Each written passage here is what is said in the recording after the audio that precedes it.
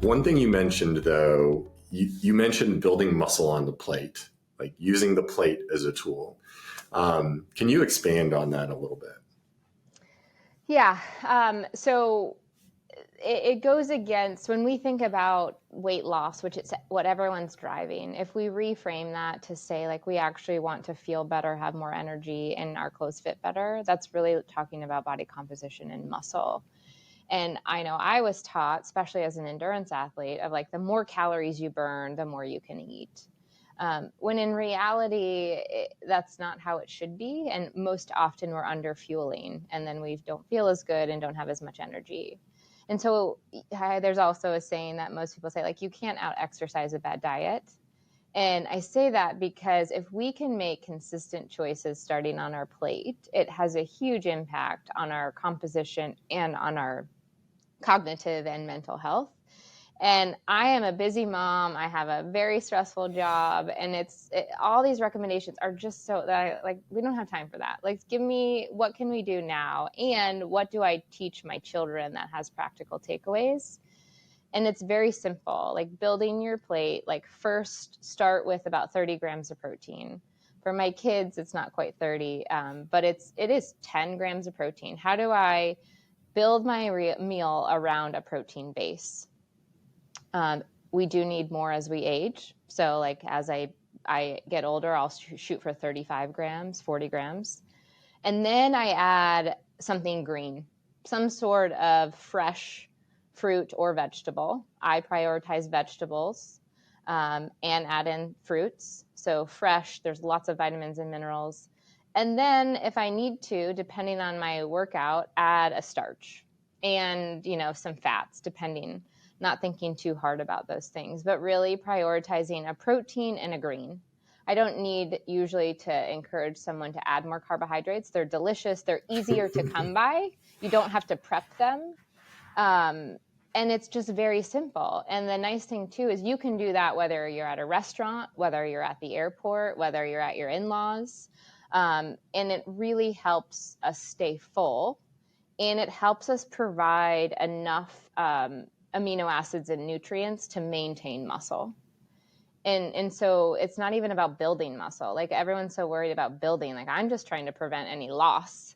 Right. And that it's being more focused about that. The other interesting thing is when you start to build your plate like that, you're not hungry or grabbing the little snack or the little meal that you thought you were trying to do to lose weight. You're really fueling yourself, not just for exercise, but for your day.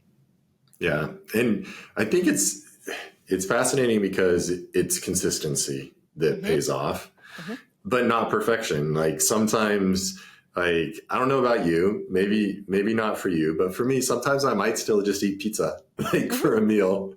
And like, that's okay. But most of the time I try to do, like you said, like build around a protein, have fruits and vegetables be part of that.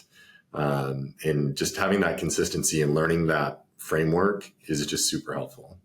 Yeah. And I mean, let's use your pizza example. So it's often more food. So for example, if I'm going to have pizza, I like some veggies and protein on my pizza, but let's say we do cheese pizza, then what I'll also do is I'm going to add a salad, whether I make it or I just buy it, and I'm going to get a chicken breast on top. It's more food. So I'm still going to have my pizza, but I'm also going to have that green and the protein. The other thing, my weakness is I don't love like potatoes, but I every night probably have some corn chips. Like, I'll build my chicken and my vegetable, and then my carbohydrate is like a corn chip. Yeah. And so again, it's not like that's just not what I put a lot of time into. And you can still eat processed foods. It's just what are you filling up on and where are you starting? And it's quite valuable to teach our families that too. Like, my children know what that looks like.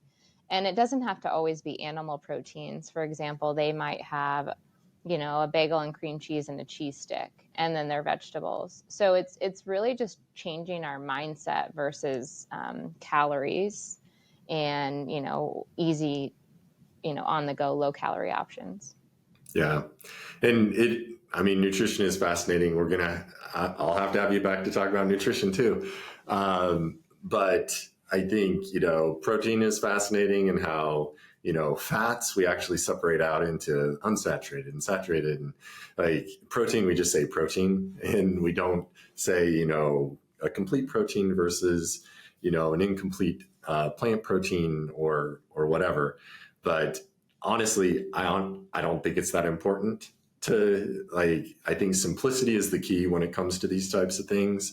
And even, I love continuous glucose monitors. I think they're great tools for learning something, but there's so much complexity that you can go into, like with timing of food and stuff like that I think is completely useless.